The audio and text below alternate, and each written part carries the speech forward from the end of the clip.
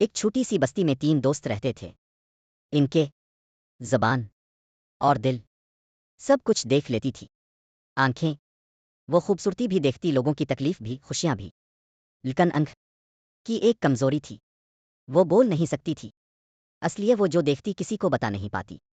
زبان بہت باتونی تھی، وہ ہر چیز بول دیتی تھی، سچ بھی، غلط بھی، غصہ بھی، خوشی بھی، لیکن اس کی کمزوری یہ تھی کہ وہ دیکھ نہیں سکتی تھی، اس لیے کئی دفعہ وہ غلط وقت پر غلط بات کہہ دیتی تھی۔